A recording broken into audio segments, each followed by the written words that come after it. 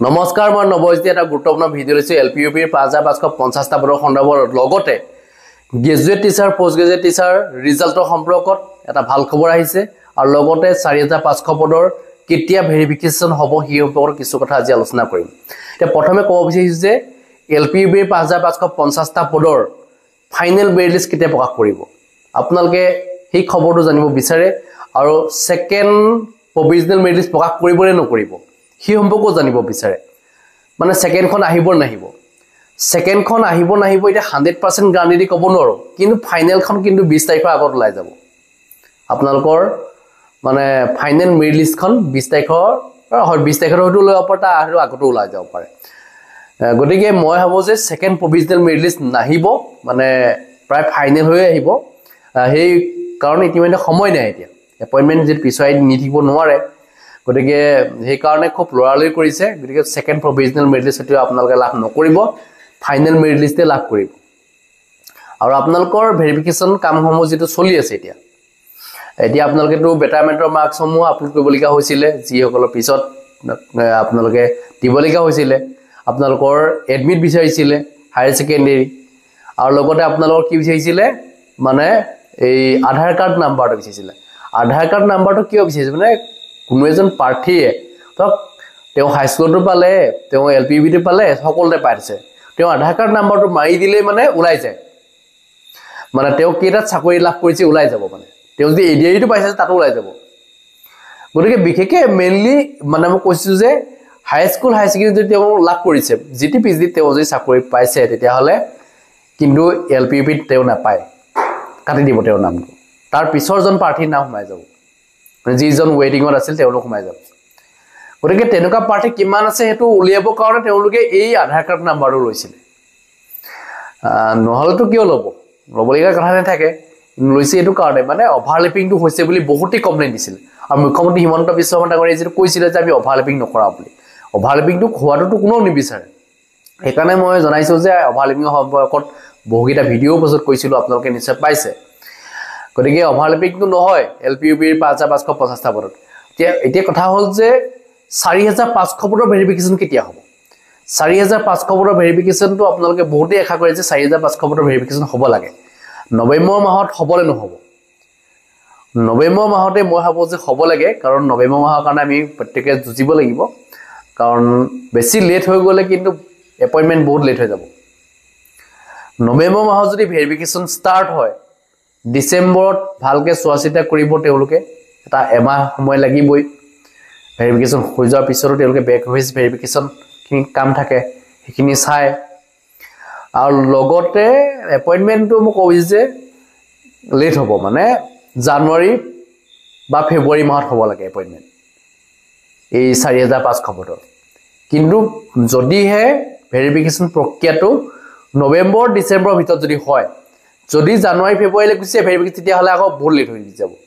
এপ্ৰিল মে পোৱাই দিবগে 4500 পদৰ এপইন্টমেন্ট গতিকে 4500 পদৰ এপইন্টমেন্টটো আমি সোনকালে হতে বিচাৰিছো মানে জানুৱাৰী মাহতে বিচাৰিছো যাতে সোনকালে হয় আৰু লগতে মই জনাব বিচাৰিছো যে যিসকল প্ৰাৰ্থীয়ে জিটিপিজিটি ইতিমধ্যে তেওঁলোকে আবেদন কৰিছিল যিসকলৰ দেখি ৰিজাল্ট ভালো হ'ল তেওঁলোকৰ ৰিজাল্ট অহা কাইলৈ ঘোষণা কৰিব 17 অক্টোবৰ তাৰিখে ঘোষণা কৰিব দিনৰ 10:30 বজাত তেওঁলোকে ৰিজাল্ট লাভ কৰিব মানে তেওঁলোকৰ যিসকল মেৰিট লিষ্টত নাম উঠিব লাগে তেওঁলোকে নাম উঠিব মানে তেওঁলোকৰ ভেৰিফিকেশন হৈ গ'ল অলৰেডি গতিকে যিসকল নাম উঠিব কাৰণ 1:1 ৰ যে তেওঁলোকৰ মেৰিট লিষ্ট পাবলিশ কৰিব এটা পোষ্ট এগেইনষ্টৰ এজন প্ৰাৰ্থী সেই কাৰণে মানে তেওঁলোকৰ গম পাইছে কোনসকল মানে আহিব কোনসকল নাম অন্তৰ্ভুক্ত হ'ব যিসকলে নেকি ভেৰিফিকেশন তেওঁলোকৰ গণ্ডগোল হোৱা নাই তেওঁলোকে অটোমেটিক গমেই পাই গৈছে যে ৰিজাল্ট ভাল আহিব বুলি গতিকে জিটিপিজিডি ৰিজাল্টটো মানে তেওঁলোকৰ ভাল আহিব বুলি গম পাইছে কিন্তু এতিয়া এলপিইউপিৰ 5550টা পদৰ কাটঅফ কমিব নকমিব সেই বিষয়টোক লৈ বহুত টেনচন হৈছে আৰু লগতে 4500 পদৰ কাটঅফ কিমান যাব সেই সম্পৰ্কত মোক বহুতে সুধি থাকে মই ক'ব বিচাৰিছো যে 4500 পদৰ কাটঅফ 5550টা পদতকৈ কাটঅফ কমিব এনেকুৱা নহয় যে আৰম্ভণিতে কিন্তু বহুত নম্বৰ থাকিব এতিয়া কেবাটাও টেট হৈ গ'ল তে কিষাণ কেন্দ্ৰ পাস কৰিল তেওঁলোকৰ টপ লিষ্টত নাম থাকিব তেওঁলোকৰ কিন্তু গেপত এবাৰ কাট অফ কৰিব মানে মানুহ কমি যাব কাৰণ কি 5550টা বহুতখিনি পাৰ্টি গুচি যাব তে 4500 পদত কাট অফ মানে তললৈ গুচি যাব প্ৰথমতে হয়তো ধৰক কোনোবা এজন পাৰ্টিয়ে এলপি ধৰক তেওঁ টোটেল নম্বৰটো হ'ল মানে তেওঁ 70% হৈ গ'ল টোটেল তেওঁ জেনেৰেল কেটেগৰী পাৰ্টি তাৰ পিছত তেওঁ জেনেৰেল 70 প্ৰথম যেজন 70% তাৰ পিছত হয়তো এনেকা আহি যাব গেপত আহি যাব মানে সেকেন্ড জন হয়তো 70% অলপ কমিব পাৰে মানে পইণ্টত কমিব এনেকুৱা হ'ব কিবা কোবা আকৌ তাৰ পিছত লাষ্টত 1 2 এনেকে কমি যাব মানে গেপত আহিব মানে 1 2 গেপত নাহে মানে পইণ্ট অলপ বেছি হিয়ত কমিব মানে আৰু এতিয়া ধৰক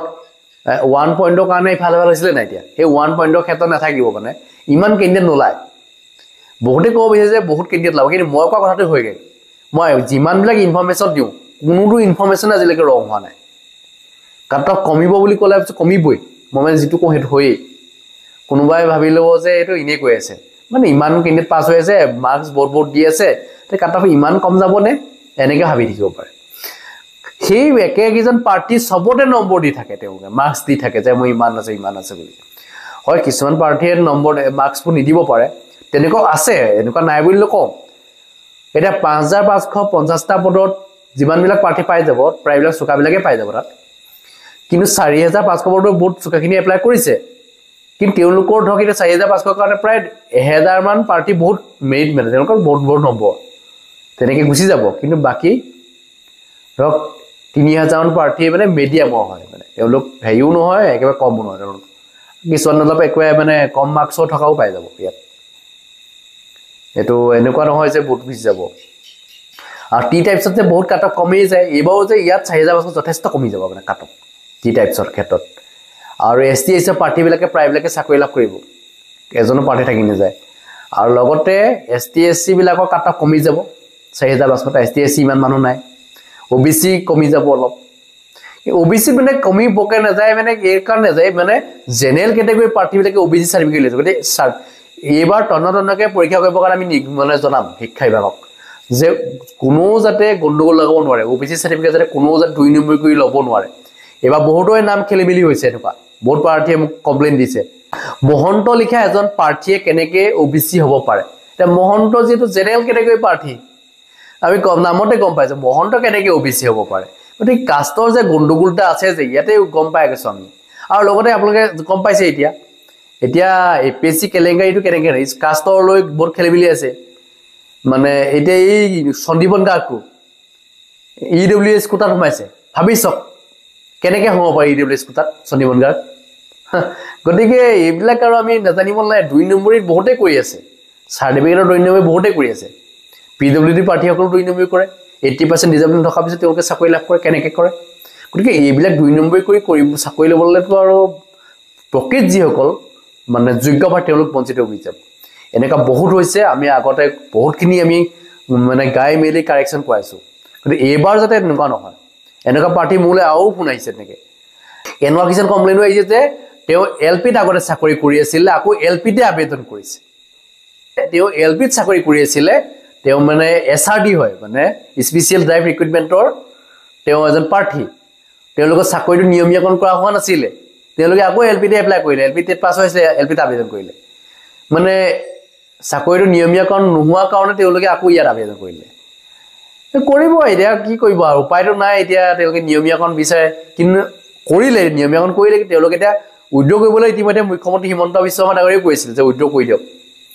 আৰু ৰনোজ পেগুৰে জনাইছে যে তেওঁলোকে উদ্যোগ কৰিব লাগিব আৰু তেওঁলোকক ইতিমধ্যে যিখিনি নাম আছে এতিয়া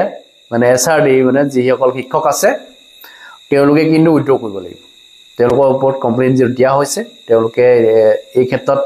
উদ্যোগ কৰিবৰ কাৰণে সময়সীমাও দিছে তেওঁলোকে উদ্যোগ কৰিছে নকৰিছে তেওঁলোকে জানিব কিন্তু যদি উদ্যোগ নকৰে ডিডব্লিউ ফালৰ পৰা তেওঁলোকৰ নাম কৰ্তন কৰি দিব পাৰে এইখিনি জনাবলগীয়া আছিলে যদি কিবা ক'ব লগা আছে নিশ্চয় কমেন্ট সেকশন লিখিব বহু বাৰঠিয়ে মোক সুধি আছিল যে ভিডিঅ' দিয়া নাই কিয় ভিডিঅ' আপোনালোকক দিম বুলি ভাবি থাকো কিন্তু জুবিন গাৰ্গৰ ন্যায়ক লৈ যেটো মই মাত মাতি আছো আপোনালোকে জানে জুবিন গাৰ্গে ন্যায় নোপোৱা পৰ্যন্ত মানে এই গুড নিউজবোৰ দিবলৈ মন নাযায় মানে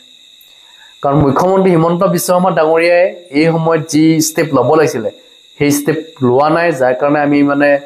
দুখ পাই আছো কাৰণ মুখ্যমন্ত্ৰী হিমন্ত বিশ্ব শৰ্মা ডাঙৰীয়াই ভাবিছিল যে আমি জুবিন গাৰ্গক কম সময়ৰ ভিতৰত ন্যায় পাব বুলি ভাবিছিলো কিন্তু ন্যায় পোৱা নাই কাৰণে আমি বেয়া পাই আছোঁ মই বুলি নহয় সকলোৱে বেয়া পাই আছে গতিকে ভাল খবৰবিলাক আমি দিবলৈ মানে আপোনালোকক মানে কি আৰু মন নাযায় ভিডিঅ' বনাবলৈকে মন নাযায় এই নিযুক্তি সম্পৰ্কীয় ভিডিঅ'বিলাক কাৰণ এই সমস্যাত সেইবোৰ দিলে কিবা ভাল নালাগে বেলেগ সময়ত বেলেগ কথা এই সমস্যাতে মোক ভাল নলগা হৈছে গতিকে আজি বনাইছোঁ এটা কাৰণে মানে কি আপোনালোকে বহুতে বিচাৰে বহুতে মোক ফোন কৰি থাকে আমাৰ ফোন ধৰি ধৰি মানে মোৰ আমনি লাগি গৈছে এনেকুৱা হৈছে ফোন প্ৰায় কৰি থাকে মানে কি হ'ল ভিডিঅ' নহা হ'ল কাটক কিমান যাব ইমানৰ কাটক কিমান যাব এইটোৰ ওপৰত ভিডিঅ' বনাওক এইটোৰ ওপৰত ভিডিঅ' বনাওক এনেকুৱা কোৱা মানুহ ধেৰ আছে